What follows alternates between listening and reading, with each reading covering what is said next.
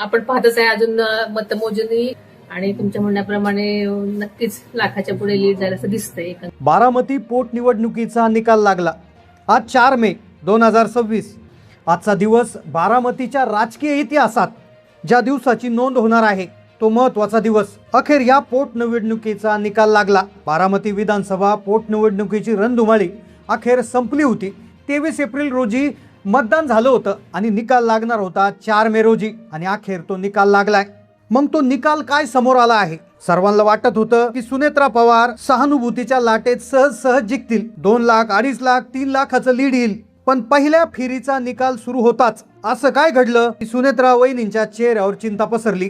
दुसरी फेरी, तिसरी फेरी ही देखील या निकालाला बदलवणार होती. पण जेव्हा पूर्ण काउंटिंग झाली तेव्हा खरं चित्र समोर आलं.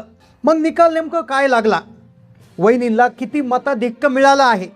पहिल्या आणि दुसऱ्या फेरीत असं काय झालं होतं की ज्यामुळे दादांचे समर्थक चिंतेत पडले होते? कोणत्या अपक्ष उमेदवाराने सुनेत्रा वहिनींची झोप उडवली होती? सर्वाधिक मतदान वहिनींना कोणत्या मतदारसंघातून मिळाले आणि कोणत्या गटातून वहिनींना साथ दिली नाही? वहिनींनी दादांचा रेकॉर्ड मोडला का? आणि सगळ्यात महत्त्वाचं म्हणजे की प्रत्येक फेरीचा निकाल वेगवेगळा येत असला तरी शेवटी जी टोटल काउंटिंग आली आहे तर तो आकडा नेमकं काय आलेला आहे? किती मताधिक्य समोर आलेलं आहे? चला जाणून घेऊया या निकालाचा संपूर्ण सविस्तर रिपोर्ट. आज 4 मे 2026 महाराष्ट्रात 2 पोटनिवडणुका झाल्या होत्या, ज्यापैकी एक बारामतीची पोटनिवडणूक जिच्याकडे सगळ्या महाराष्ट्राचं लक्ष.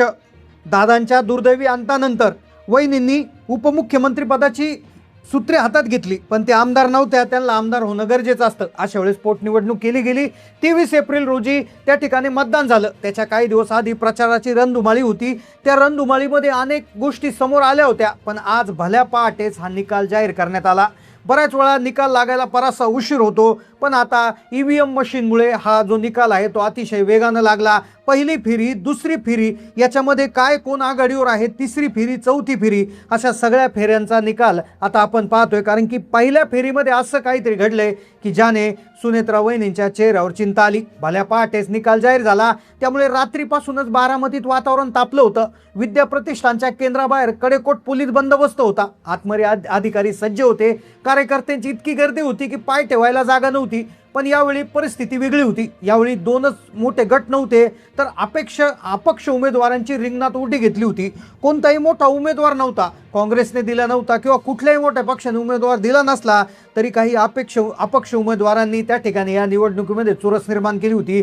पहिली फेरी सुरू झाली तेव्हा अपक्ष उमेदवारांचा धक्का आणि टेन्शन वाढलं होतं.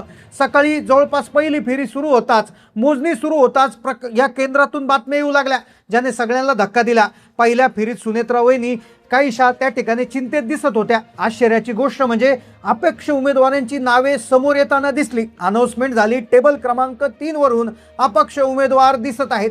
सुनेत्रा पवार त्या ठिकाणी दुसऱ्या क्रमांकावर फेकल्या गेल्याची बातमी आली.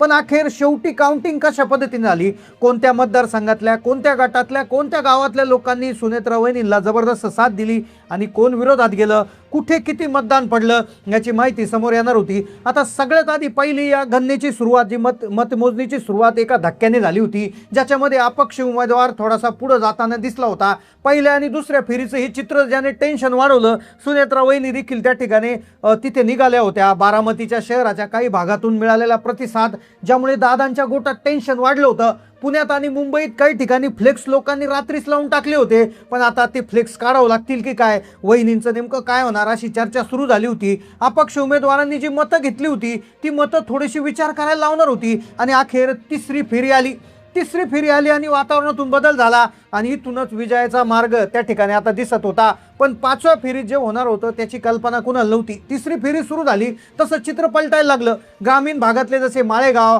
पंधरे या पट्ट्यातील EVM मशीन उघडल्या गेल्या. इथे मात्र वहिनींनी जोरदार कमबॅक केलं. तिसऱ्या फेरीनंतर केंद्राबाहेर थोडी गोडधोड आणि पेढे वाटायला सुरुवात झाली होती.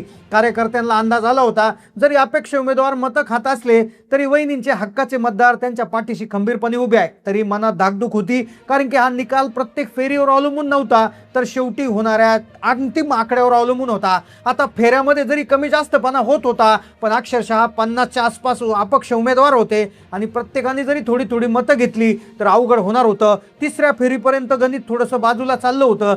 पण मग कोणत्या मतदारांनी साधारणपणे ही साथ दिली, चौथ्या फेरीमध्ये, पाचव्या फेरीमध्ये काय झालं, अखेर निकाल कशा पद्धतीनं लागणार होता, सगळीकडे आता हे झालं होतं. आता तिसरी फेरी जी होती, जी निर्णायक वळण होतं, तिसरी फेरी या खऱ्या अर्थाने या निवडणुकीचा टर्निंग पॉईंट ठरली.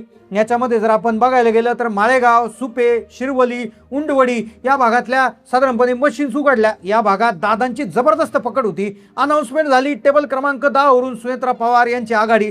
हळूहळू आकडे बदलले. पहिल्या फेरीतील जे चिंता तयार झाली होती ती चिंता गेली. ती आता चिंता कमी होत होत होत होत आली होती.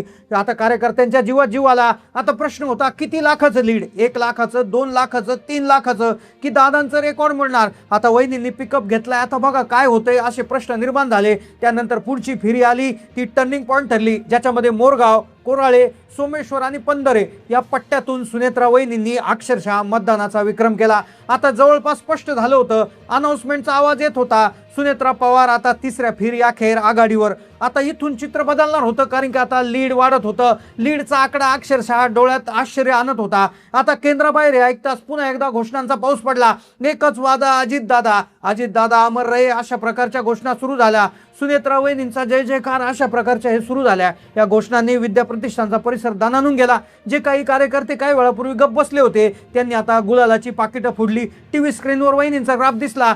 पण आता हा बारामतीमध्ये थरार सुरू होता, तर तिकडे राऊरीमध्ये देखील खळबळ उडाली होती. राऊरीमध्ये देखील निकालावर लक्ष लागलं होतं. राऊरीमध्ये देखील तिकडे हे चालू होतं. पण इकडे हे असताना चौथी फेरी सुरू झाली. तोपर्यंत सुनेत्रा वहिनींची एकूण आघाडी बरीच पुढे गेली होती. चौथ्या फेरीमध्ये वहिनींनी विक्रम केला, ज्यामध्ये सांगवी, निमगाव, लोणी भापकर आणि मोरगाव या गावामधून वहिनींना मिळालेलं प्रचंड मताधिक्य पाहून विरोधक आणि अपक्षांच्या गोट्यात शांतता पसरली. अनेक विरोधकांचे मुख्य एजंट्स मतमोजणी केंद्र सोडून बाहेर पडताना दिसले. मतमोजणी केंद्रावर बाहेर आल्यावर संपूर्ण होळी आणि दिवाळी एकत्र साजरी झाल्याचं प्रमाण मिळालं.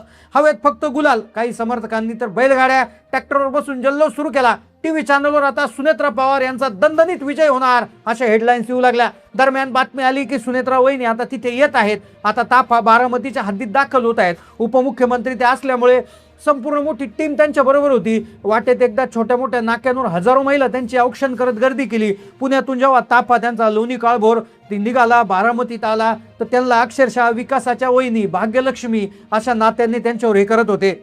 वातावरणामध्ये एक प्रकारचा जल्लोष होता आणि सुनेत्रा वहिनींच्या विजयाचं स्पष्टपणे त्या ठिकाणी दिसत होतं. ऐतिहासिक मताधिक्याने त्या विजयी होत आहेत असं स्पष्ट चित्र त्या ठिकाणी दिसत होतं. आता टोटल काउंटिंग झालेली होती, ज्यामध्ये आता 1 लाख, 1.5 लाख, 2 लाख, 2.5 लाख अशा प्रकारच्या शक्यता त्याच्यामध्ये समोर येत होत्या. पण आणखी एका फेरीचे जे आहे ते मत येणं बाकी होतं आणि अखेर साधारणपणे 1 ते 1.5 लाखाच्या आसपास एक अंदाज त्या ठिकाणी आला. तर काही ठिकाणी 1.5 ते 2 लाखाच्या आसपास त्या ठिकाणी मताधिक्याचा अंदाज त्या ठिकाणी समोर आलेला आहे. आता टीव्हीला बातमी नक्कीच येईल आणि त्याच्यामध्ये ॲक्च्युअल किती आकडा आहे हे देखील आता समजणार आहे. पण वहिनी या जबरदस्त मताधिक्याने जिंकल्या आहेत हे तितकंच खरं आहे. आता या विजयावर तुमचं काय मत आहे नक्की कमेंटमध्ये कळवा. चॅनलला नवीन असेल तर सबस्क्राईब करा. धन्यवाद.